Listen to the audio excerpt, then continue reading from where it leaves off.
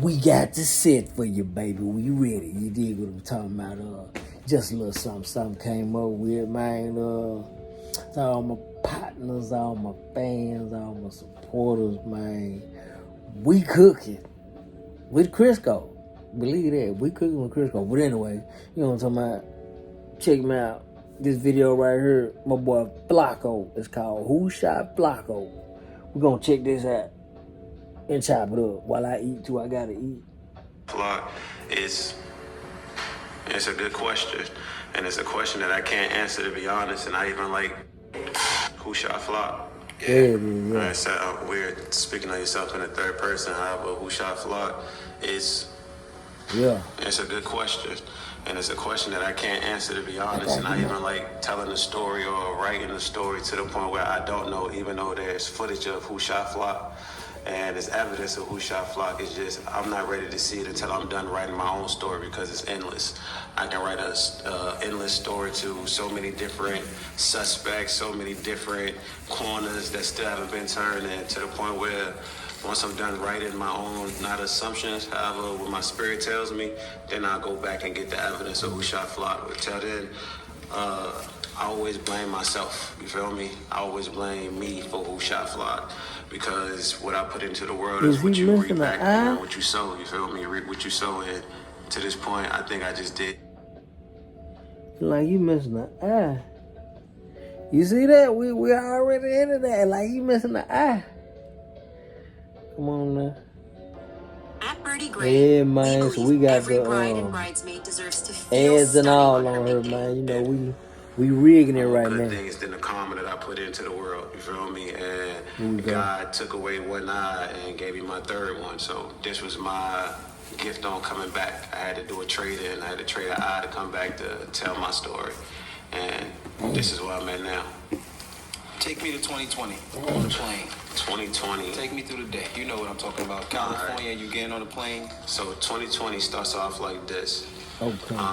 Boarding the plane at LAX. I done put 17 units or quote unquote pounds under the plane, and I'm already hesitant, I'm already antsy, and I already got a poker face on the whole day. I made it through TSA, cool. The bag's under the plane. Now's the easy part, and I'm still kind of nutty because I got a half a pound in my carry-on. That's personal. It ain't got nothing to do with selling to nobody or nothing. So now when I'm putting my carry-on up, you feel me? I'm paying attention to detail at the same time. I know it's somebody at the window seat. I'm not paying them too much mind, though. Putting my carry-on up top, and then once I close it down, the Latino's looking at me. He like, "What's up, Flock?" I even get to the point where I'm like, "Nah, who's that?" He like, you Flock. I'm like, I even look behind me like, is somebody else you talking to? He like, no, I know Reggie. Who the fuck is Reggie? He's like, yeah, man, it's Reggie. I'm like, all right, before I sit down, I need to know who Reggie is too. So I tell him like, look, go through your phone and call this Reggie. Hit Reggie up. As if I don't know nobody in my life named Reggie. So he like, all right, cool. He get on FaceTime before we got to put our phones on airplane mode, and the guy Reggie shows up, and I'm like, oh shit, I do know this guy. I know him from midget football. You know, when you're playing recreational football, you got your peewees, your midgets, and your juniors. We won 3 championships already in a row, and he was there for the third one. You know what I mean? So I seen him probably for like a good year in my life. However, at this time in my life, my parents got divorced, and I decided to stay with my father, where everybody else was with my mother. And I met these 2 kids down the street, Reggie and Terrell, that was living with their father. I never met their mother. I'm not even sure their mother was still around at the time. So that's how I know this kid, Reggie. So it made me comfortable to connecting with the Latino. So now I sit down with them like, yo, plane goes up, and then we start chatting. And I'm like, what you got going on? Latino tells me, I got 20 P's going to 757. I got them delivered. They're going through the mail. I'm like, shit. I stopped playing with the mail. I lost down there 80,000. I had to go back home to VA, get back right, you feel me? And then come back. So now it's to the point where if I'm not putting it on the plane with me, I ain't going at all. So he like, shit, how you do that? I'm like, shit, get off the plane with me and I'll show you. So he like, all right, bet. We talk, we chat, we get off the plane. Now I get to show him around my city. We land in Richmond, Virginia. I wasn't born in Richmond, Virginia. I was raised in Richmond, Virginia. I was actually born in Montecati, Italy. My parents from Cote d'Ivoire, they flew us. So, and my parents got an elementary school education. And when I say elementary school, I only stopped in first grade. Everything else was a hustle. even getting us to Europe. Me and my older brother was born in Europe. He was born in a different part of Italy. I was born in Monticello, and then I was in the U.S. States like 2-3 months, and I came from Georgia. So I always usually tell people I'm from Decatur, Georgia. In reality, I ain't from Decatur, Georgia. I was just there for like a year, and then I was in Richmond at the age of 2, and that's where the story begins. However, to get back to the story, we land in Richmond. Now I got my plugins here, and I got my connections, and most of my resources are here. Touchdown, Richmond, we get to a rental Virginia, spot. or Richmond, Like, what car you California. want? He like, shit, I can get anyone? Yeah. He gets an Audi, a black Audi, cool. I jump in an all-white Range Rover. Now, I'm acting like I got this much rank here. However, I got a national account that my bodyguard gave me, and a BOA account. I can get any car I want to, I get them that too, and I give the manager at the national. Jew. Now, he said he just met the dude, right? You dig what I'm saying? Getting on the airplane, and the dude said he knew him, blase. Or as the boys out there said, whoop-de-whoop. But you know what I'm talking about? We say blah, blah, whatever, you dig. Anyway, he didn't got cool with the dude because he showed him that he knew one of his partners from back in the day. And so now they got him, I guess, feeling like he's so cool that, you know, he can treat him as his partner. Let me know in the comments below. Is y'all doing something like that? Just because you knew one of your partners, so now you treat him like he your partner? I don't know, man. Especially when he doing, you know what I'm saying, moving how he moving, you know what I'm saying? But let's continue. Weed.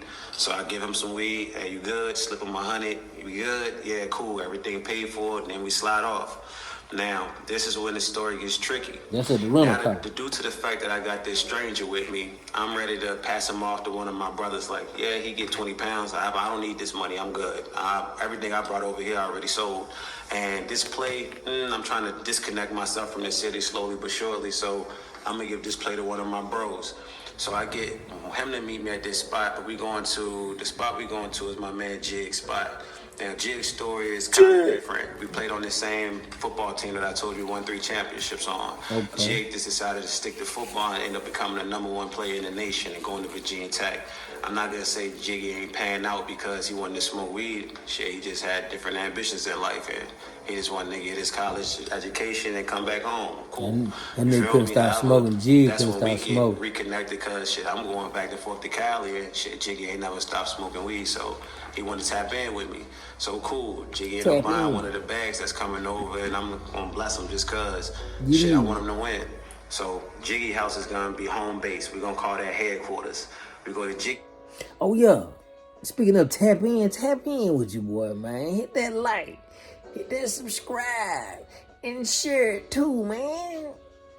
I'm coming along in the game, baby. I let your boy like, share, subscribe, man. And help me out, man. I appreciate y'all. And then back to the story. Who shot Plow?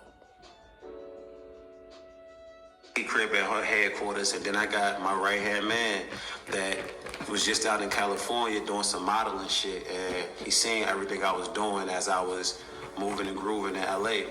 So when I get back, he hits me with a sob story like, hey bro, you know, shit kind of tough right now, you feel me? You can fuck with me, and it's my man's. I'm not thinking nothing of it. However, he's thinking twice of it because shit, probably a month before this trip, I came to him and asked him like, look, shit tough right now, nigga. McDonald's looking expensive. You feel me? I can't get a Happy Meal, nigga. Give me 1,000 real quick. And I know he got 1,000 because the same way he would ask me for 1,000, I would have gave him 10. At this time, though, it's just like rough waters and people changing. The more you separate yourself, or when you leave your city, people feel like you detaching from them. So I ain't been in the city. I've been in Atlanta and LA, so I'm just reconnected with the bro. So when I asked him for this favor a month ago, it was, man, I ain't got it. Now, a month later, when he asked me, hey, let me get a bag or two, you feel me? Now, I can have the same energy he got, however, I don't. Because if I had the same energy he has, that makes me him, you feel me? And he not me, and I'm not him, so. All right. Y'all heard it. Tell me what y'all think about this, man. Are you supposed to treat them like they treated you? Whether you got it, whether you don't got it. They didn't want to let you borrow. Should you let them borrow? Or you're obligated to let them borrow? Would you let them borrow?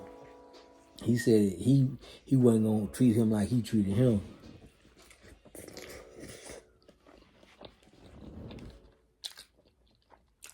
I know what I think. Y'all write in the comments below. What y'all think? Let's get it. got you.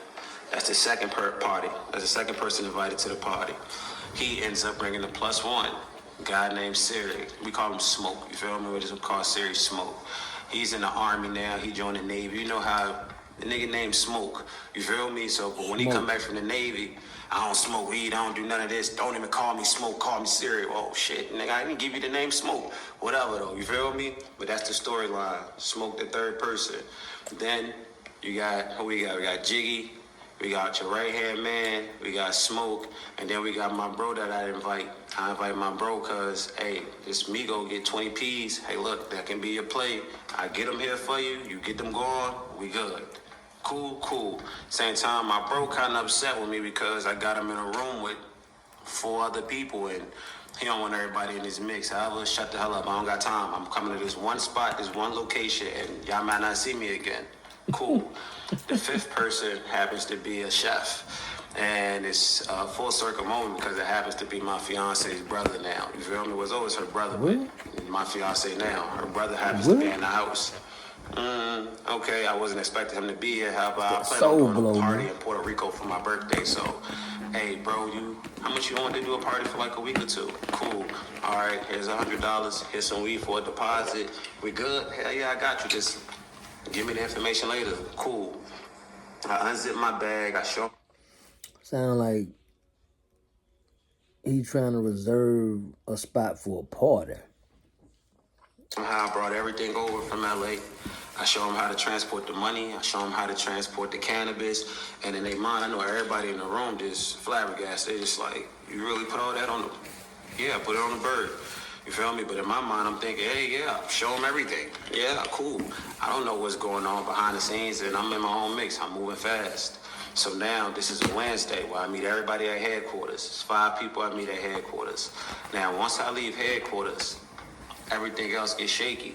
I get rid of everything that I need to get rid of. I'm cool. Now it's a Saturday. Well, it's really a... Headquarters is where he said the boy Jig spot was at. You dig what I'm saying? His partner, that he made their headquarters.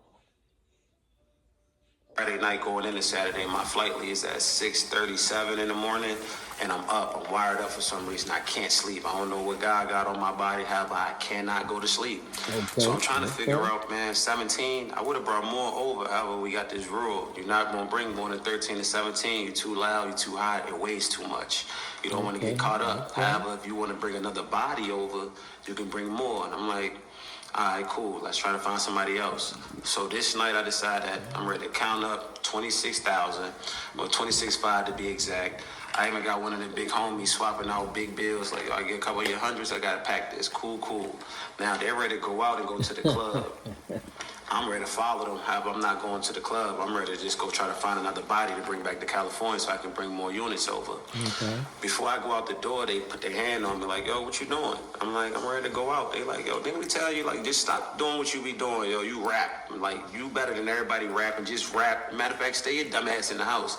I'm like, look, I'm in Richmond. I'm in the city. Ain't nothing ready to happen to me here. It's my city. What you talking about? I'm a made man here. I'm ready to go outside. I'll be back. They like, all right, cool. They go to the club. I go off. I get one of my big homies. He like, hey, it's this girl Barbara. She can come with you. I'm like, you sure? He like, yeah. I go tap in with her. Like, look, I need you to come to Cali. I'll give you some money. I'll put you on the Ritz. You can go shopping. When it's time to go back to the airport, I'll put your bag under. We ain't even got to see each other. She just like, okay, nigga. I never met you before in my life. You gonna fly me to California, put me in a room, you don't want nothing from me, and you gonna give me money? Yeah, right. Were you trying to kidnap me? And then once she put that in the mix, I'm not even mad at her, because my face don't look like, I'm not gonna say don't look like an honest one. At the same time, it don't look like somebody I trust just off of meeting them, you feel me? So I'm like, and it's before the eye. So I'm like, all right, cool, I understand. Take her back to her location. Then I get on the phone with like a girl from the past, and I'm just like, all right, look, where are you? She like, I'm in Roanoke. Like, Roanoke, cool, I'm gonna come out there, but I still got all this money on me. So the type of person I am is like, I'm just not one of those dudes that pull up like, hey, yeah, I got 26.5, help me count it. What am I taking that much money to Roanoke? I don't even know what the hell is in Roanoke. Who goes to Roanoke? What's in Roanoke? Whatever. I'm like, okay, let me go back to headquarters. I'm gonna go back to headquarters and drop this money off. However, the way I moved is so strategic. I tell certain information or put certain pieces on the board that I can only move or tell what happens. So before I even call in and say, hey, look, I'm ready to drop this money off at headquarters, I just show up to headquarters.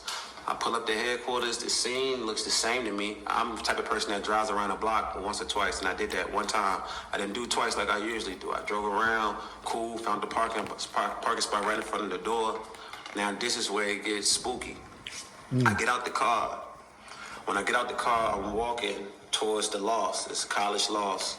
I get there, I can smell weed in the air. You know when you ain't smoking and you ain't hot, you can smell everything. So I smell the weed in the air, and it kind of smells like this strand I was trying to push called FloCC. When I get around the car, I see the guy. His name's Ahmad. You feel me? I see Ahmad, and I'm like, oh shit, Brody, you smoking that FloCC? He's like, yeah, I'm smoking it. He like, yeah, what's up, Brody? And I'm like, all right. I reach my hand out to greet him, just to give him a dap. Yo reaches his hand back out to greet me. At the same time, he freezes just like this, like it don't even come in. I'm already here with it. His hand stops right here, and his eyes get diluted, and they just get real big. They open up wide. I done been in the mix, like I told you. I'm far from a saint, so robberies, drive-bys, Lord behold, homicides or attempted murders. I've been somewhat in those mixes, so I know what this thing looks like. I know what it feels like. I know when it's there. What you say, man? What you say, man?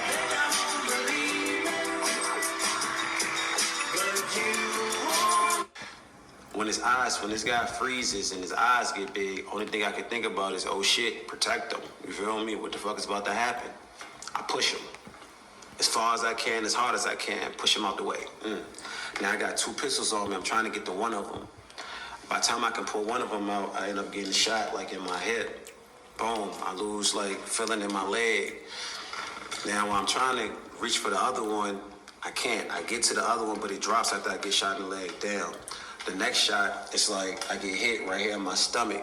When I get hit in my stomach, this one sits me down like a folding chair, a lawn chair. Boom. Now I'm like, oh shit. I fold. I just go back down. Same time, I got one of those type of, I don't know, you know how you can watch YouTube and certain things you shouldn't be able to see? I always take it back to the Nipsey video when I'm watching Nipsey die. Not even saying like I'm watching him die, I'm just saying his last words, and I don't even know what he's saying to this Eric Holder guy. You feel me? I just know Nipsey lifts up and he said something to him. It may have been cool, may have been disrespectful. However, I believe it was disrespectful because it made that fuck nigga kick Nipsey after he died. You feel me? So whatever Nipsey said, his spirit got off everything he wanted off his chest. I'm having one of these moments too, to the point where at the same time, I'm not ready to die for some reason. I lift up and I can feel somebody drawing down on me. I don't know if I see 1 figure or 2 figures. You ever watch Heat Vision? All you can see is like red. That's all I can see. I can't see figures. At this point, I'm thinking I'm seeing spirits now. So as these spirits are coming closer to me, I'm talking to them.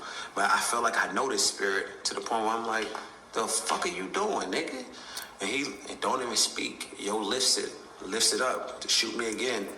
I block it with my arm. Like I put my arm up like, bitch.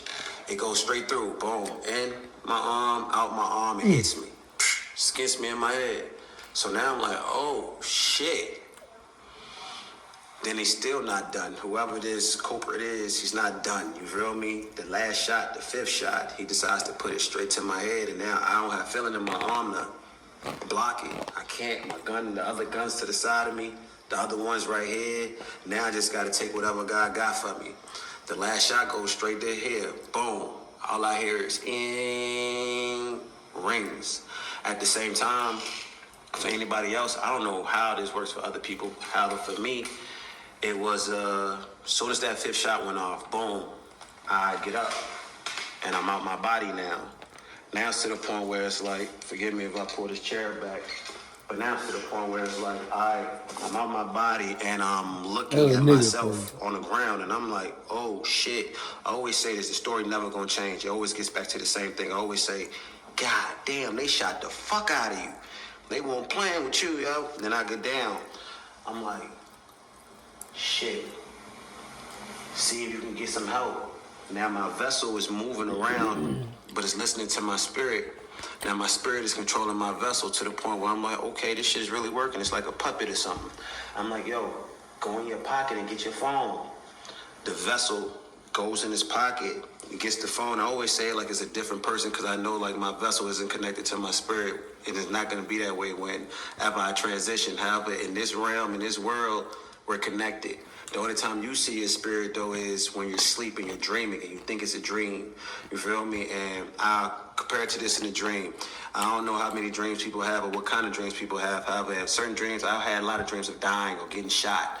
And in these dreams or in the dreams when you're fighting, you get sweaty, your body builds up, in this other realm, your vessel feels it. When you get shot in the dream, it hurts so bad that you wake up.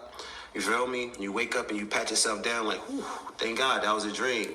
Now, in the real world, when your vessel really gets shot, your spirit wakes up. So now I'm not dreaming no more. My spirit is really here with me. So now I'm like, yo, get to your phone. Get it out. The vessel gets the phone out, looks at me. I'm like, all right, call 911. I'm such a nut in both worlds, spiritually and in the real world. My vessel looks at me and say, call the police. Yes, dickhead, call the police, dummy. 911. We call 911 because I'm still like, I ain't telling. What? You ready to die, nigga? Call them. Boom, call 911. So now I'm whispering in my vessel's ear like, yo, tell him you down Commerce. Tell him you right by the loss. The vessel repeats it. I'm down Commerce. I'm right at the loss. I'm like, all right, tell him you got shot. You need help right now. He's like, all right, I got shot. I need help right now. And I end up coughing up blood like in the movies. It really happens. Like a chunk of blood comes out and hits me in my chest and rolls down to the point I'm like, ew. You feel me? But I can't say nothing because I'm really trying to survive right now. But my spirit like, ew, that shit look nasty. It look like the movies. So now I'm on the phone with dispatch and they're like, we're going to get help to you as soon as possible. We got a squad car that's close by. Me and the vessel look up and we see a squad car driving past. And I'm like, yo, the car just drove past me. Tell them the car just drove past. Vessel repeats it. The car just drove past. Now they stop. Skirt. The doors open. Doors close. I can see feet walking to me, and I black out. That's when I end up blacking out. Now after I black out, I go to a place that kind of looks like this room I'm in now. This setup I'm in now. I always compare it to having a window seat on a plane. When you're on a plane and you're just looking out the window, now separate yourself from the plane and you just hear. You know when they tell you about these heavenly places or events, or everybody always talk about pearly gates. I didn't see any gate. I didn't see anything. I just seen bright lights. So when I see these bright lights, I end up seeing one of my brothers that died in the fire. His name was Billy D. Billy D died in the fire, and his death was always odd to me because it was just like, how does this nigga die in the fire? Why was it odd to me? It was because I used to be on my vamp life. I used to sleep throughout the day, and at nighttime I wake up and I go make my money. However, this day that he dies, he's the person that wakes me up out of my sleep. Like, hey, yo, you ain't go to the studio? You not doing nothing? What the hell you sleeping all day for? I'm like, yo, look, I be up all day. I just went to sleep. I don't know, I think at 3 p.m. or something, I'm tired. You feel me? He like, look, you and your brother need to be in the studio tomorrow making beats. He like the Dr. Dre and the crew, the person that raps too. However, though none of us know how to make beats or be engineers, so he's gonna be the person that steps out of that comfort zone and be like, okay, I'm gonna make beats for y'all. I'm gonna learn how to make beats, and that's gonna be me. Cool. Pushing us towards that. He even did my nephew. I'm like, yo, you know I'm gonna be at the studio. You gotta tell your man's downstairs, referring to my big brother. Like, tell your man's downstairs, tell Nino he need to be ready. He tell my nephew, hey, Snoopy, tell your dad to be at the studio tomorrow. Snoopy repeats it. We watch Billy D. We walk out with him, dap him up. He like, yo, he's working at U-Crop, so I want to say Food Line at the time, trapping and still doing what he do. However, he the first one that got a job. We ain't working. You feel me? However, he got a kid and he just got a newborn daughter. So he's already transitioning out of the streets, and we can't see his vision. However, we can feel it. Long story short, he goes to the crib. I'm up now, so I'm ready to go pop my Percocets. This one I'm on. I'm a perkyologist. I don't no longer do this. However, I'm into the game. I was into the guy. I can smell a Percocet a mile away. I know if you popped a 5, 10, 15, 20, 30, whatever the case may be. I'm not going off of the story. However, I'm getting calls this day like, hey, it's a fire at Billy D's house. Go to his house now. Nah. It's a fire. The fuck they want me to do? I ain't no firefighter. I'll be there in a second. Boop, 30. Another call. Hey, you went over there yet? You was around the corner? Yeah. All right. Yeah, I'll be there in a second. What's wrong with them? Boop, another 30. 60 milligrams. I get the last call from the second call. Hey, you still there? You ain't go over there yet? All right, look, y'all doing too much. I ain't no firefighter. I said it's a fire, right? All right, what y'all want me to do? Bring some water? He ran out the house by now, you feel me? All right, just go over there and check. Cool. 90 milligrams. All right, I'm ready. Let me go check on him. When I get around there, I go to his spot. All I can see is when I'm driving through, I end up saying my right-hand man, that one person that I was talking about that was in the crib asking for a favor, and my cousin Dada, they stop at the speed. It's like a speed bump. We all stop. I look left, they look right, and they just shake their head at me. They don't even say a word to me. So I'm like, what the fuck is that about? I hit the gas. Vroom, driving, boom, going over speed bumps. By the time I get there, I see firefighters, police officers, and I'm drifting. I get out the car. I don't even think to the point where I know I put it in park, but I don't even think I would have cared if I didn't put the car in park. Car could have kept rolling. I just get out the car and I'm walking to the point where I'm about to go into the house that's on fire. Until by the time I look down, I'm fighting firefighters because they're on me and I'm pushing them off until Billy D mom comes out there. She's like, look, that's my son, let him go. I'm like, oh, where D at? They like, we don't know. Then they come and it's like, we found one person in the house and it wasn't the person, his only teeth, we got it, his only dentures in the house. So we like, what? And Billy D, the only person is in the house, so we still asking about his daughter and them. However, God work in mysterious ways. His new baby mother, his newborn, and his daughter just went to his mom's house 15 to 30 minutes prior to the fire. He was in there drunk, high off perks, went to sleep, high, died in the house. We identify him by his teeth. So back to this world that I'm in, that's the first person I see. So when I go towards him, I'm running towards him actually. By the time I get to like, as far as I am from John right now, the image turns on me, changes. I'm like, what the fuck just happened? However, now I'm seeing the figure of my mother. So I'm like, oh shit, Mom. So now my mother's story is unique. Like I told you, my parents foreigners and they got an elementary school education. My mother came to me early this year, months early, and she's like, look, Dad, I'm named after her father, so she called me Dad. She's like, look, Daddy, I want to go to China. I ain't trying to go across the street and buy hair from them no more. I'm trying to go to the source. Inquisitive thought. So I'm like, okay, cool. Okay, Mom, I can see the hustle in you. I see where I get it from. Cool, let's go to China. I'll get you a ticket. Let's go. Cool. Get her a ticket. I'm not even in the process of her booking her ticket. She ends up getting a 2-day delay in Dubai, and that's how she goes about it. Cool. My mom goes to Dubai. She has a tour guide. She's there. The second day she's there in Dubai, before she gets on her plane, her hotel catches on fire. A hotel? The season. Are you ready? Gear up now during Bass Pro Shops and Cabela's Fall Hunting Classic. Our big... My mom and the tour guide is on the 3rd floor, and my mother dies. The tour guide's cloth, her shirt gets caught in the building, and the firefighters was able to save her. And without her story, we would never know what happened to my mother in Dubai. At the same time, my mother's a foreigner, so we can't transport her body back here to bury her. We got to bury her in Dubai. At the same time, my whole family is Islamic. My real name is Amir Raphael Fafana. You feel me? Amir means high spiritual, the prophet of Muhammad. Fafana means first, meaning like the first name they gave to a person, the first name they gave to a human. That's what Fafana means, the first name given to somebody.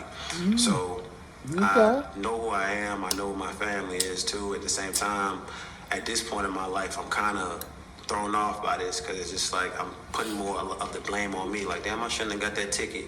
Then I had to think about it, pray on it, prayed in my spirit, and my spirit told me she was going with or without you paying for that ticket, and I accepted that. At the same time, back to this place I'm at. Now when I see my mother, I'm trying to approach her because I haven't seen her in a while. So I'm like, yo, Mom, give me a hug. She like, nah, I can't give you a hug. Like, what you mean you can't give me a hug? I'm mad. I'm furious. You feel me? I'm angry. I'm not even hearing what I'm really hearing. I'm just living it at this point. So I'm like, what do you mean you can't give me no hug? Like, what? Why? And she like, you got stuff you need to do. Stuff like what? What I need to do? She was like, your brothers need you. Your sisters need you. Your nieces and your nephews need you. And then she was like, and your father needs you. Mind you, I told you my parents was divorced probably when I was in 2nd grade. So when she says your father needs you, my last words to my mother was, you don't even like that nigga. Now I sound like Kanan off of 50 Cent show. You feel me? Raising Kanan. You don't even like that nigga. I wake up. I wake up. I'm in the hospital. I'm seeing bright lights like this room I'm in now, and I'm kind of confused. I look to the right where my basketball coach Scoop's sitting at right now. I see my father in the same position, and he gets up, walks to me, hands me 2 Qurans, put his hand on my shoulder, and then he walks out of the room. When he walks out of the room, in the hospital got really bright lights, it's cold in there, and I can see like wet marks on the floor. So I'm like, oh, this nigga was crying. He ain't want me to see that? No, okay, respect. Alright, off with him. Not saying off with him, I'm just saying, okay, I see him when I see him. Now it's to the point where I got the realization that I'm not where I was just at anymore. I'm back here. And before I say what I gotta say, I just want the world to know, the audience to know, I appreciate every day that I wake up, every second that I get to breathe, all of the little things in life, like walking, breathing, talking. Because when I woke up, I had a patch over my eye. My mouth was wired shut. I couldn't talk. I had a trach in my neck so I can breathe. And I had a tube that I had to eat from. Like, the tube was what they were squirting stuff in me. I was just eating Percocets. I was crushing it up, putting it in this water formula, and then shooting it back into my stomach. So this was my life for like the next 2 months. At the same time, I don't know it. In this moment that I'm in right now, I just want to go back to wherever the hell I was just at, because when I seen my bro Billy D and my mother, I swear to God, Michael Jackson and Tupac was rolling me up a blunt with grabba in it. What you talking about, Scoop? They had grabba. They had grabba in the blunt and they was waiting for me. You feel me? And I couldn't get through the door. Like I was trying to get through the door. Now I'm back here in the MCV hospital and I'm confused. So before I get up and start moving, Pete, before I get up like I can, I decided to close my eyes to go back to wherever this place I was at. So I closed my eyes for like 2 minutes. I opened them, looked around. Okay, I'm still here. This must be a joke. Let me go back to sleep. I'm gonna wake up where I was just at. Probably a good 10 minutes I closed my eyes. And I keep saying eyes because I still believe I got 2. I wake back up like, God damn, I'm really here?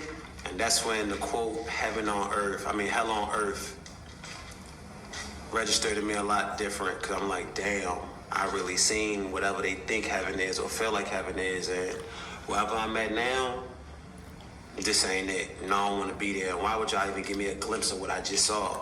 However, I'm here now. Let's deal with it. I try to get out of the bed. I fall.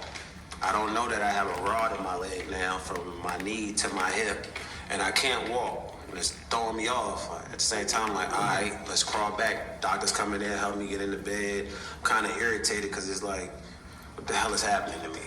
You feel me? Why am I here? Now to the point where it's like, okay, how did this happen? Who the fuck shot you? What's going on? Now my brain is to the point where it's like, I'm not missing anything. I'm not losing anything. So I'm just like, headquarters, that fucking house, that apartment. Why would somebody be waiting for me? I got there on Wednesday. I never had no plans on going back. And I get shot on Saturday at 3, 4 o'clock in the morning?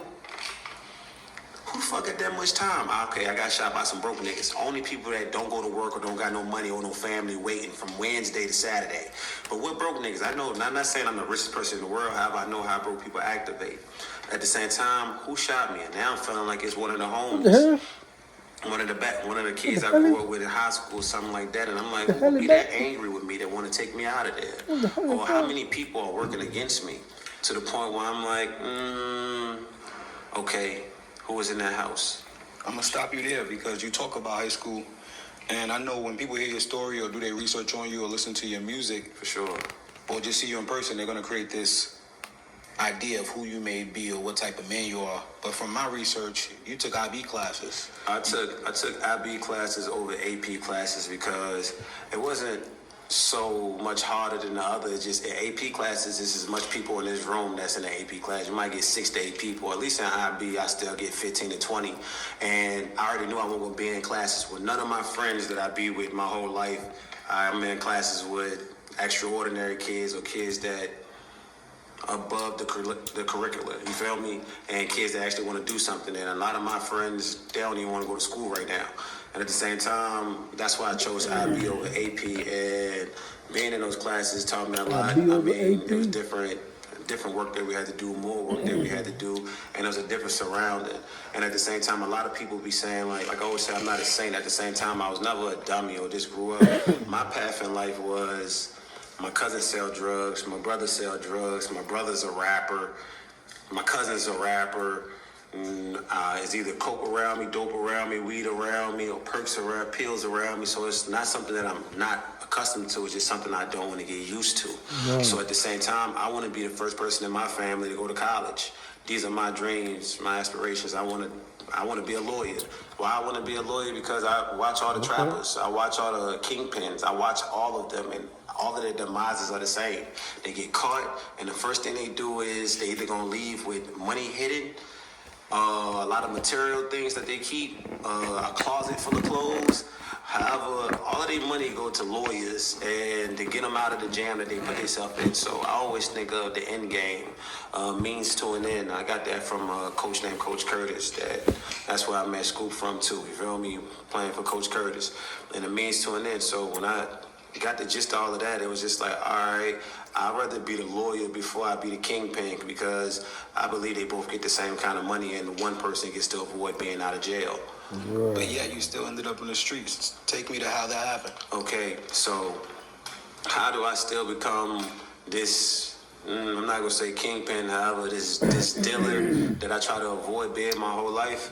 It all started at a hotel party. My godbrother has a hotel party. He plays for a different basketball team. He plays for a team called Thomasdale High School. I went to a high school called Meadowbrook High School. Even though I grew up in the city, the schools that we go to are in the county. Good kids, good surroundings, good education. Cool. So at this house party, not even a house party, it was a hotel party. We ended up getting 3 rooms that's attached to each other, one single room.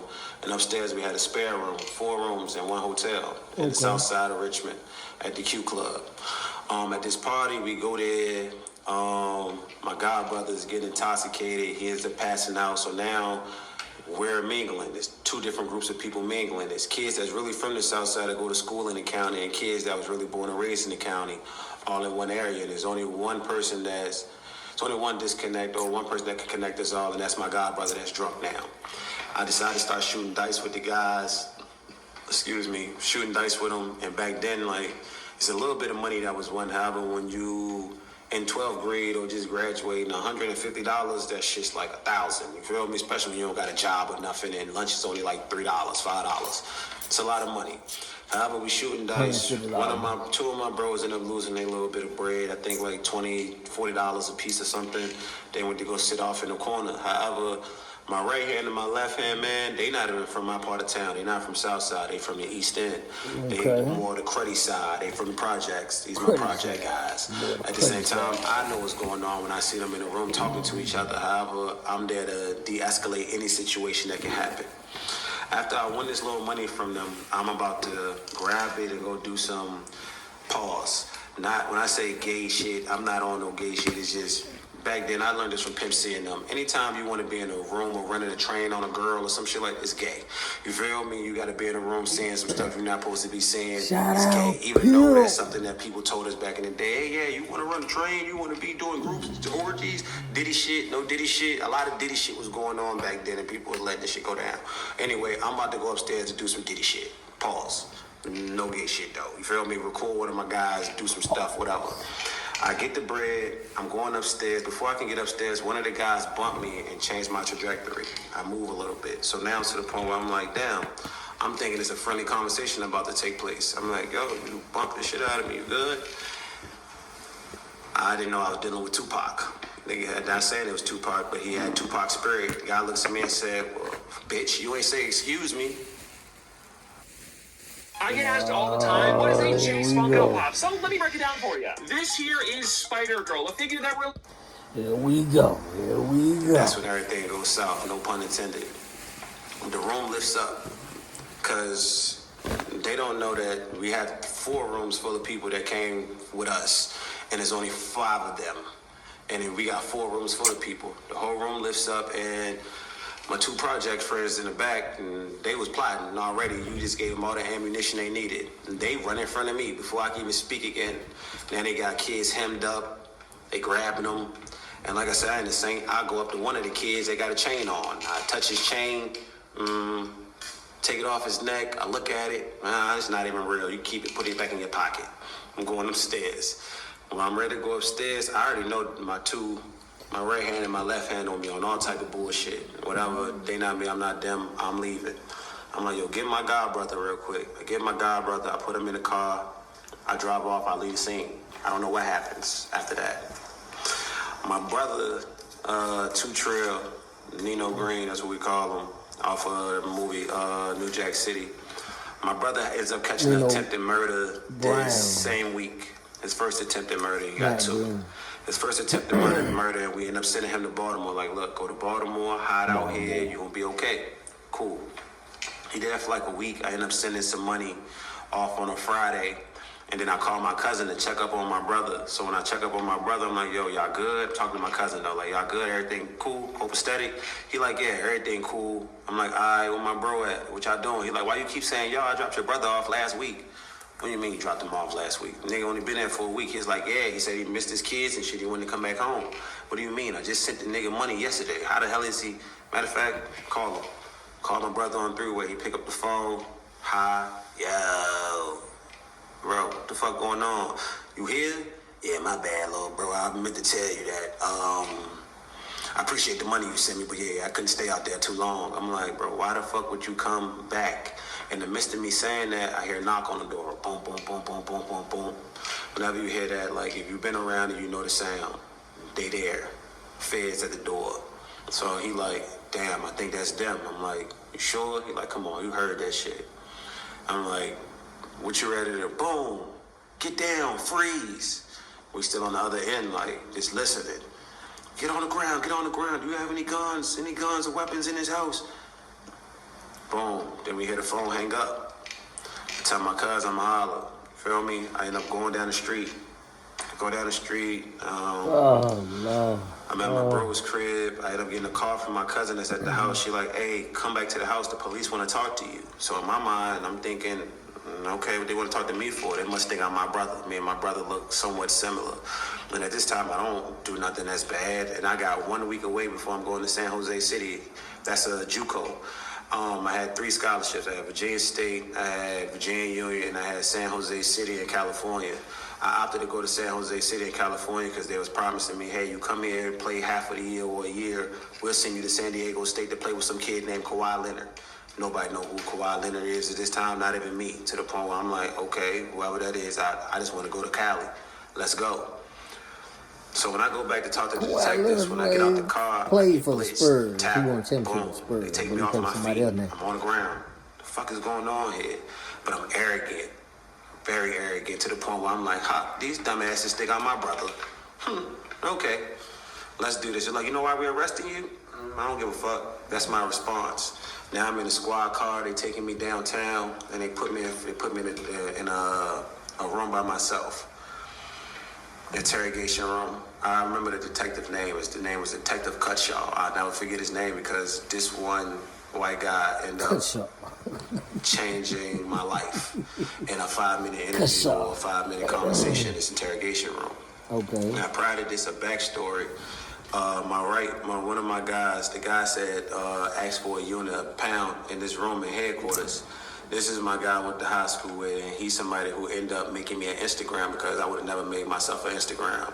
I don't really care for, like, the Instagram stuff. However, I had an Instagram for 2 days. Every picture that's on Instagram happens to come from this hotel room that I never took. So I'm still arrogant. When they sit me down, they're like, yo, you know why we got you in this interrogation room? I'm like, nah, but I got a guess. They're like, what's your guess? I'm like, you got me think I'm my brother, right? He like, your brother? No, we locked your brother up earlier today. We know what he did, but anyway, they put this Instagram picture in front of me, and when I see the Instagram picture, I'm like, holy shit. So I'm not in here because of my brother?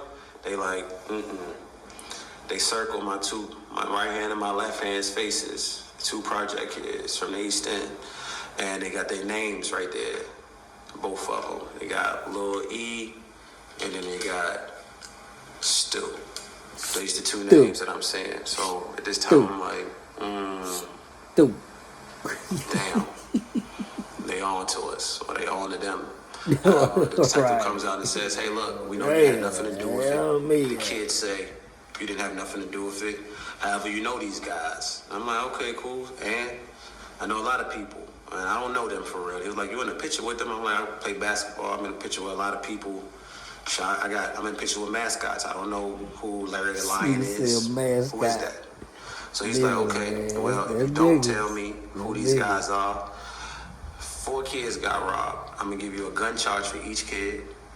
I'm gonna give you a kidnapping for each kid, and I'm gonna give you a grand larceny. So before you do anything, I'm gonna give you 7 felonies, and I'm gonna let you know this is how it's gonna go. If you don't crack within the first 2 to 3 months, we're gonna bring you back in here. We're gonna give you 7 more. I'm like, all right, whatever. Ain't no way. I don't got no priors. I ain't never get suspended from high school. I'm still graduated with a 4.2. I got college credits already, and I'm telling him, like, look, buddy, I'm 1 week away. Not even a week. I'm probably 5 days away. I get on a plane. I go to California. 4.2. I don't know what you're talking about. It's had nothing to do with me. Yeah, whatever. It is what it is. So when I get locked up, I'm in the jungle. They throw me in the jungle. You feel me? I gotta fend for myself. Long live Pip. If it ain't for my bro Pip, who I met when I walked into the jail cell, that taught me how to cook and taught me how to move when I was in there. Shit, I don't know. I was a fish out of water for the longest. Now, after all of that, somehow you still end up doing your passion of music. So I want you to take me to 2018 Atlanta and those moments with MMG and how you really kicked off in your music game after your traumatic experience months later. Okay, so after I get out of jail, I beat the 14 felonies. I hire a lawyer called Craig Cooley. I get out there. We don't even put up a fight. They let me walk away with 13 felonies dismissed. I only got to fight one, and that's because of my brother. He got me a driving charge. Long story short, the judge said, I don't know, you and your brother look too similar, and your brother was in here earlier this week, and I can't tell you who's sitting in front of me right now. Dismissed, get out of there. Once he tells me this, I'm like, all right, one thing, I'm going to start growing my hair because people really think me and this nigga look alike. We got to change that. Then I'm like, okay, let's try to go do basketball. Before I get to Atlanta, I try to go play basketball. One of my guys hit me like, yo, Union still wants you to go there. I went to a workout. I probably did like 3 jumping jacks and 1 suicide. I'm like, all right, 1 second. I go in the bathroom, I Earl, and I've been playing football since I was in 2nd grade. I ain't never throw up in no workout. My body different, my mind different. Jail fucked my body up, and I'm not ready to get it back 10-10. So I'm like, it's time to go get some money. Time to do everything I try to stay away from. I try to stay away from the drugs, try to stay away from the streets. However, what just happened to me in the court system and the system that we in turned me sour to the point where it's like, mainly I want revenge, but I just don't want to go about it that way. I always say it's a million ways to make $1 million, and right now I'm picking one.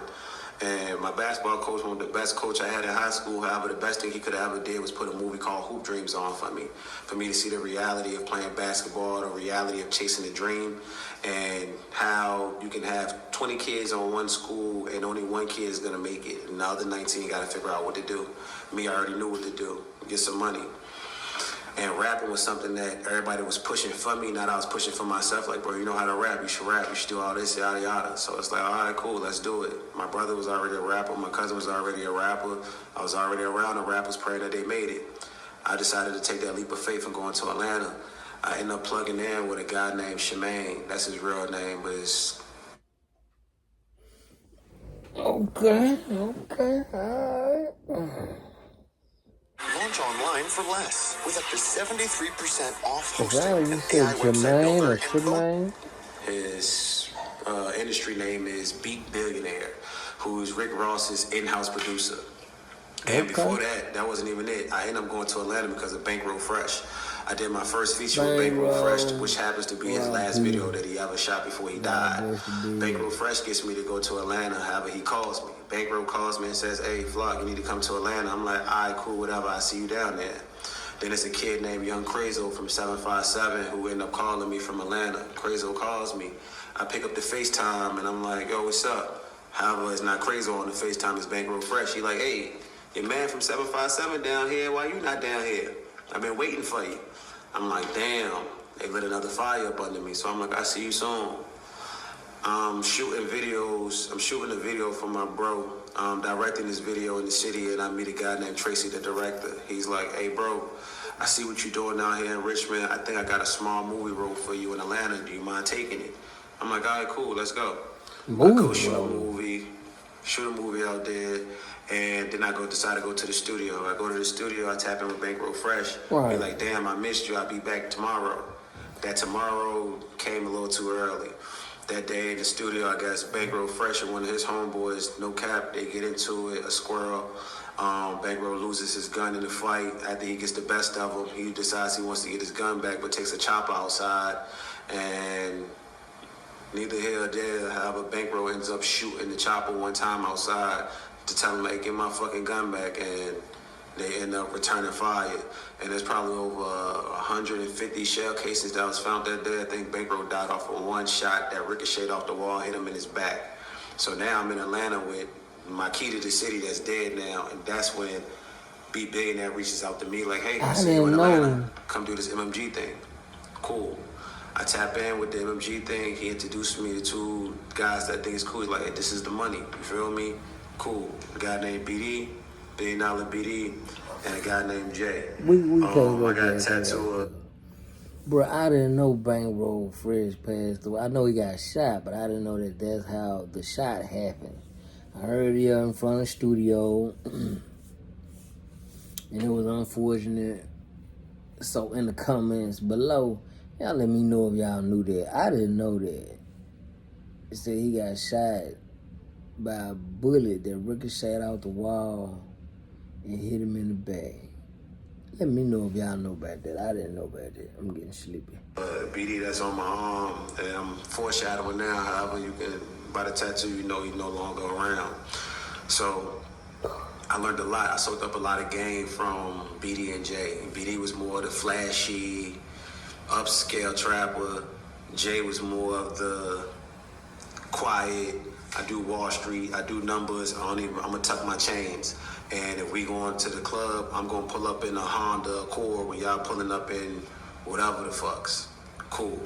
So in the mix of that, now we doing the MMG thing. We start our own group called BDM, $1 Billion Market. Mish, B Billionaire, BD and J. Before I get introduced to Atlanta, they like, hey, have you been to the clubs yet? Have you did this and that? I'm like, nah. They like, so how you gonna rap about it? I'm like, shit, storytelling. They like, nah, you gotta go to the strip club. I'm trying to tell you, this is what we gonna do. We're gonna give you $10,000. You better throw every dollar, because if you leave with $1, that means you a stripper and you shaking ass. What? All right. Just don't leave with no dollars, I ain't stripping? Cool.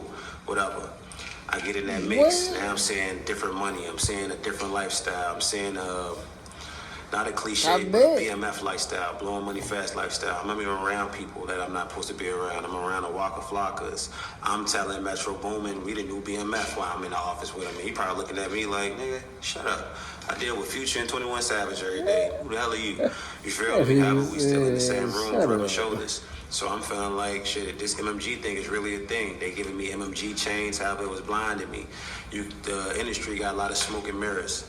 Now, Jay pulls me to the side one day and tells me, look, before you get sucked into this music shit, I want you to see these smoke and mirrors. You see this guy that's giving you this MMG chain? Look at these text messages. Now I'm seeing text messages when I'm saying like, hey, appreciate you paying my rent. And my wife says, thank you.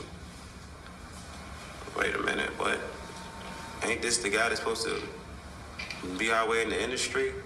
Now when you got MMG weekend, when everybody's coming down and flying out, I end up meeting Tracy T. I think Tracy T was like the illest person that I encountered, because Tracy T told me like in a way without telling me like, yo, you know what you're doing? I'm like, yeah. He like, yeah, just don't believe everything you see and take your time with people. Not knowing what he going through, he just wanted me because he know who I'm in the room with. Okay. Long story short, they try to sell me to Rock Nation. I just fucked up the interview a long time ago. I was high, Molly, perks, weed, and I was supposed to be meeting somebody on Monday. However, they ended up coming on Thursday. However, I wasn't aware of this. So my first introduction, talking to this girl, when she reaches her hand out to meet me, I end up, what's up? You good, baby? You all right? You good, money? She, hate him. Why? She deals with black youngster, and for some reason she's comparing me and him to be the same person. I'm just high right now. I don't act like black youngster as far as I know. However, it was just a bad introduction. That was the best introduction I could have had, because if I didn't introduce myself like that, I would have been signed to Rock Nation, and this guy would have been getting my money, and I would have been in the whole 360 deal. Long story short, we ended up branching off away from him because we started seeing the smoke and mirrors was getting too much, and we went a different way about it. Me and BD decided he was gonna get some money. Jay decided he was gonna still be in the forefront. However, BD ended up dying. BD dies. Well, my brother ends up getting shot. I end up going back to Richmond. BD sends me some money to take care of family. Before I can get back to BD, he ends up dying. You feel me? My mother ends up dying. A lot of people end up dying. So now it's to the point where Atlanta's over with. It's kind of burnt down and out the way. VA over with. Time to go to California and see what California got for me. Now I'm in California, and even a funny story, like how I met my fiance, it was kind of like hey, I seen her in Cali on Instagram, and she found a lot of money in a rental car. I don't know her from nowhere, and before she takes the money, she's showing a video of how she calls the person, gives the money back. And the person's so excited, I don't even know how many hundreds they peeled off and gave to her. I'm just like, okay, this is somebody I can trust when I get to LA. I get to LA. Well, before I get to LA, I contact her, like, look, when I get there, you mind showing me around, this, and that. She's telling me that she's in Miami. She'll be there shortly. So I'm like, all right, cool. And then around this time, I'm still on probation. I'm supposed to be checking in 3 days, but I'm like, I'm going to go to Cali for 3 days and check back in. I was in Cali for 3 days. I ended up meeting her, and I never got back on a plane. And now we get back to the point where I'm meeting a Latino months later, putting my carry-on on this plane and on my way back to Richmond, where I should have been washing my hands off from it. So, Flock, tell me what's next. What are you doing now? What is the goal? I know you've been working on a soundtrack. What's music looking like? In this interview, with what you think the audience should know about the new you, the new version of you, and how you're trying to add value to society instead of what you might say is taken away from society in your past? That's a good question. However, it's easy to answer when you live in it. However, I had to rebuild myself. I had to reform myself. I had to let go of the past. I had to let go of anger. I had to let go of certain situations. I met a guy off of one of those trips named Ahmad Davis. That was from DMV, went to school in the 757 area prior to getting shot. And when I met him, he was still on his way up in the music industry, and a kid named Turtle connected us together. He's like, yo, you got good weed, I want you to meet this dude that's in the music industry. I meet Ahmad, we rub, we shake hands, we say we see each other later. Now, me being in Atlanta after getting shot and all of this shit, I'm like, you know what, I'm gonna give this music thing another shot. I'm gonna give it another try. And at this time, Ahmad moved his way up. Now he's in the Rock Nation United Masters building. So he's like, look, let's do a conference call, let's reconnect, and let's see where that takes us. That $100 call turned into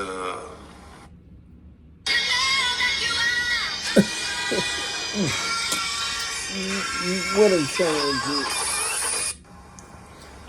Turned into a lot of things after. Because after that I'm taking a trip to New York.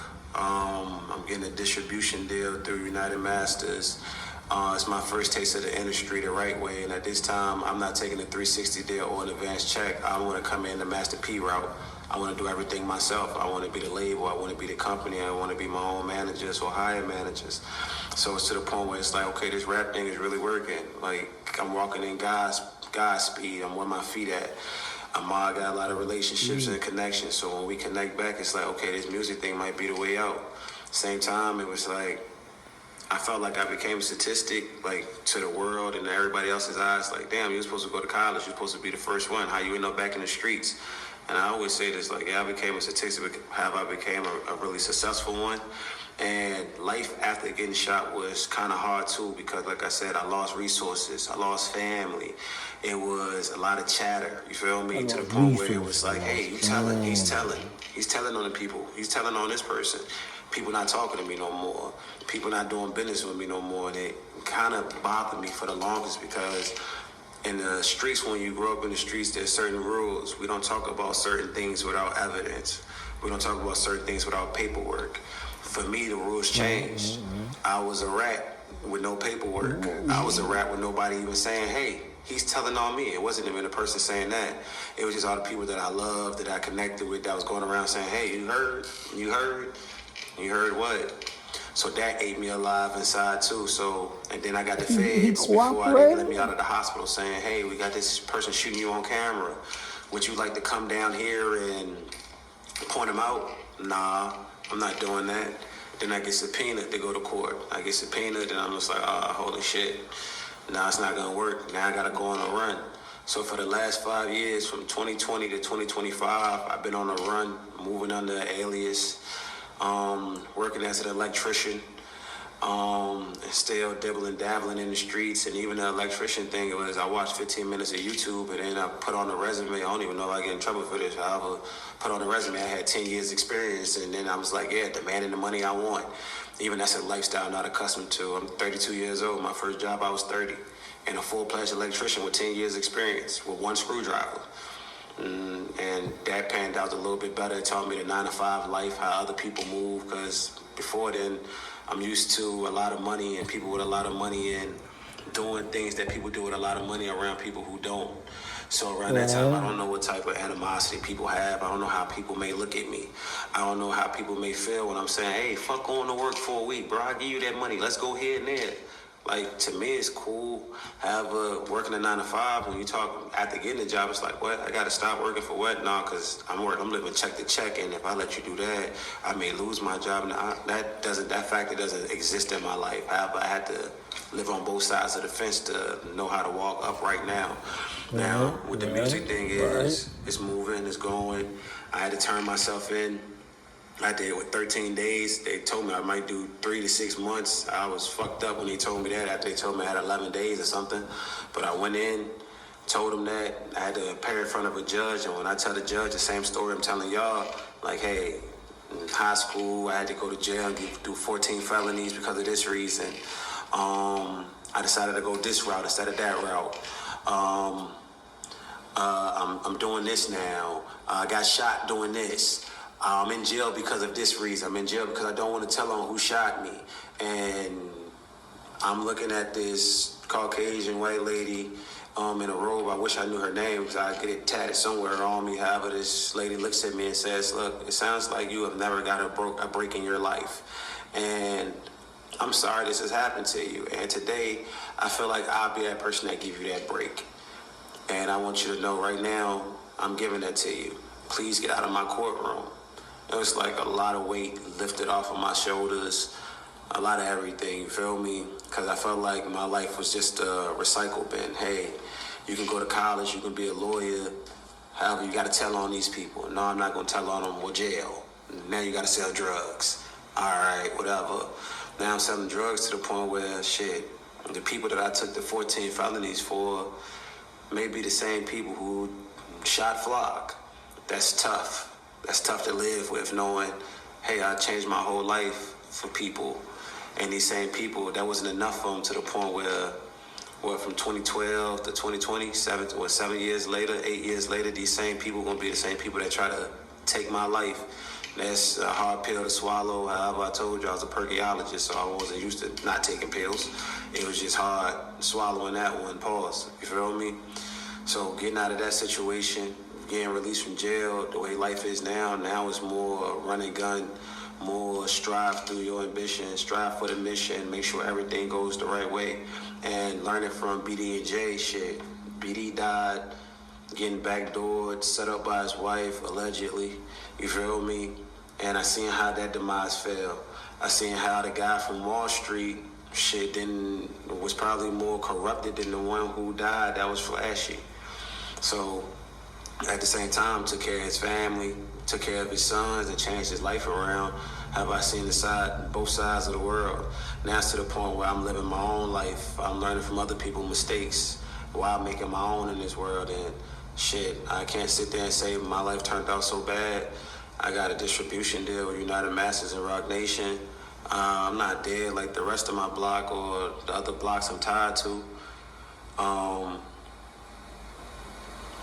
I never sat there and wanted to be a dummy or just be tied to the drugs. I don't even trap no more, and it sounds good to say that. Like, I don't have to sell drugs. That's great. I feel good saying that.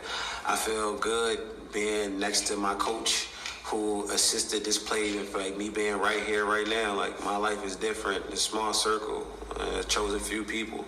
However, I probably wouldn't have been half of the man I am now if it wasn't for the Scoops or the Brewers or the Curtises or the Kassan Browns or the Theodore Mans, the Coach Mans, you feel me, that took me away from the streets, that tried to teach me something else. The Daniel Connors that taught me how to be a man, taught me how to cook and clean my chicken, you feel me, taught me how to be somebody that's known in the family household. Those type of things that instilled in me came a long way, to the point where I could sit here and say, hey, Scoop, I'm proud of you. You feel me?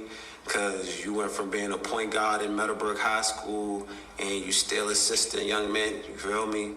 I appreciate you, my guy. Real shit. The people that you introduced me to, like Brewer, who got the #1 coffee spot in Virginia right now. You feel me? That still train me on my handles. Appreciate you, Brody. You feel me? Not to say like my father won't do it too. Shit, my father taught me how to be Islamic and taught me how to pray 5 times a day. Shit, his job was done. Even my mother. A lot of people say certain things like, well, I told my brother being locked up and I'm taking my nephew. I'm hot. Take my nephew down there to show my brother, look, we got 40,000 here. Look, your son holding it. Like, he like, bro, but mom dead. I'm like, and what you talking about? Like, he like, what you mean? And like, I'm like, what, you want me to cry about it? You want me to, what? You want me to stop, man? You got 2 sons I gotta take care of right now. You in jail. What you want me to do? Like, weep? You want me to mourn her death? Like, I can't right now. And at the same time, that shit probably traumatic or something I probably should have done. However, when you got so much responsibility, it wasn't something that I could do. And I was never mad at my mother or mad at the situation. I thank God for it, because when she left, I didn't miss a step. I was trained to be the next man up. You feel me? So that right there was the best part of me. The fact that my family didn't lose a step after we lost our mother. At the same time, it took a chip out of the family. It changed certain relationships. However, we still know we family at the end of the day. I'm still here. Now it's to the point where I can talk to young men before they get to the point where they think all of their friends are really their friends, before one of them try to kill them.